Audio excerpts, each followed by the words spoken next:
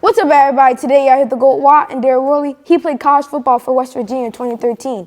He was selected in the 2016 NFL Draft by the Carolina Panthers. And he's currently a cornerback for the Tennessee Titans.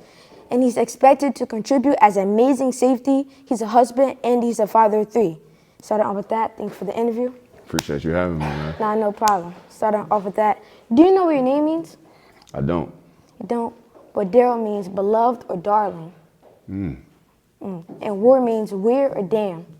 Damn. The emotions or energy we put into our words, do you think it affects us or the person we send our words to?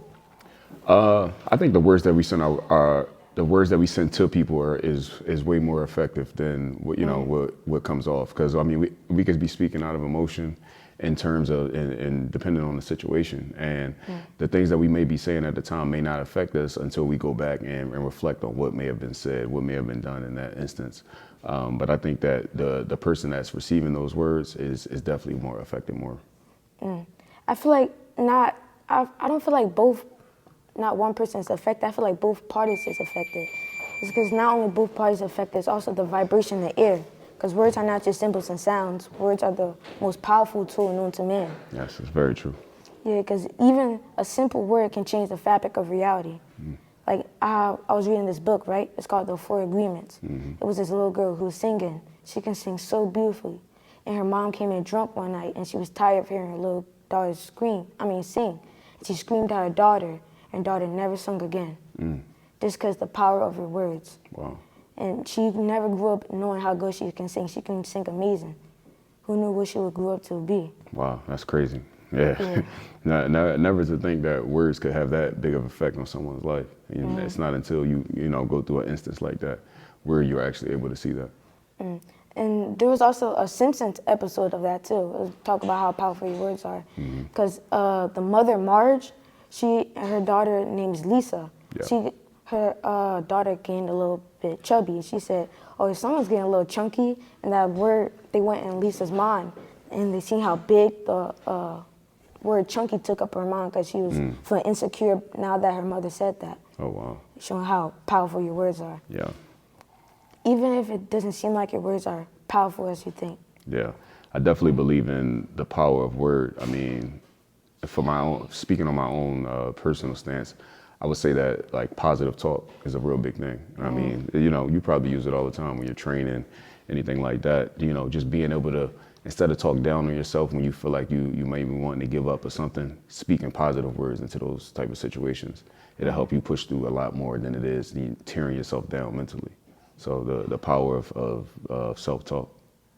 Do you feel like what is something in life you take personal no matter how big or small?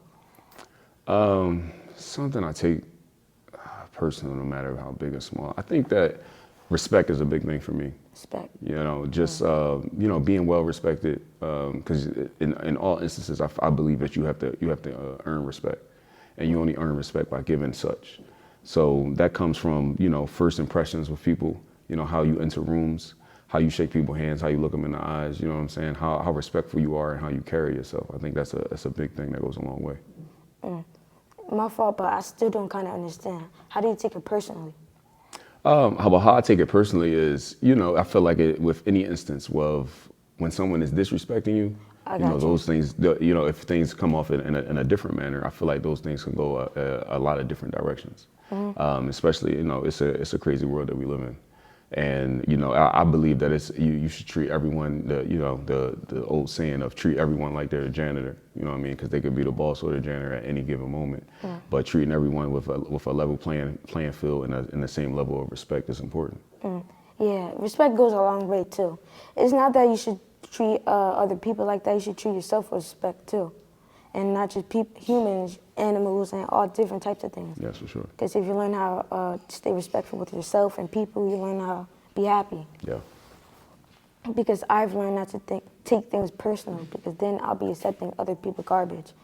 Even if a person walks up to me, puts a gun to my hand, pulls a trigger, we're not supposed to take it personal, even at that measure. Yeah. I mean, we're not going to be allowed to take it personal, but even at that measure, because it's about them. Yeah. It's not about us. Yeah, for sure. Because we don't know what they're going through. No, most definitely. That's definitely facts.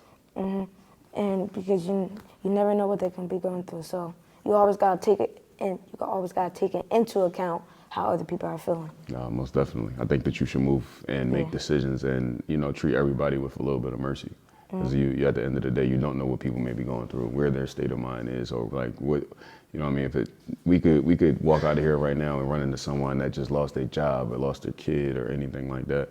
What I mean, they're in a whole completely different headspace than us just walking out of here from a workout and stuff like that. So.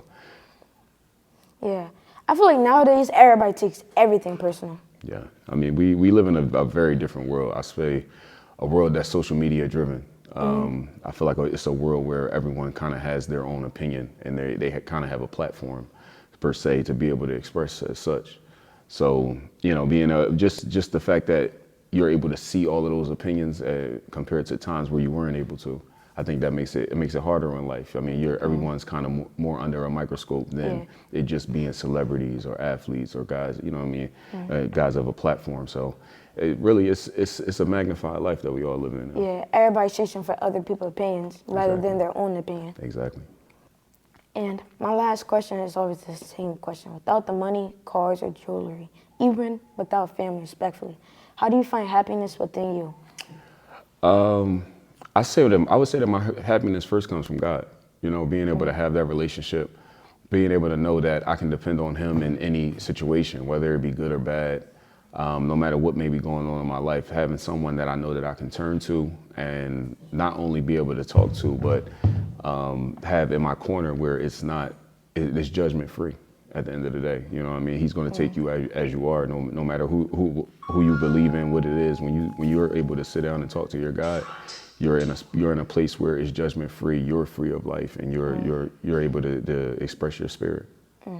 At the end of the day, He's the guy who has your back. Exactly. You can trust 1,000 people. Probably 1,000 of them will betray you. He's the one that's going to be right there with you, most definitely, helping you get it out. Yep.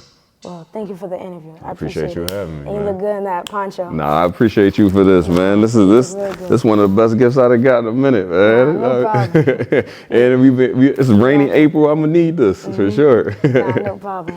Appreciate it. You heard it from the man himself, Daryl Worley. I appreciate it. Thank you. No problem.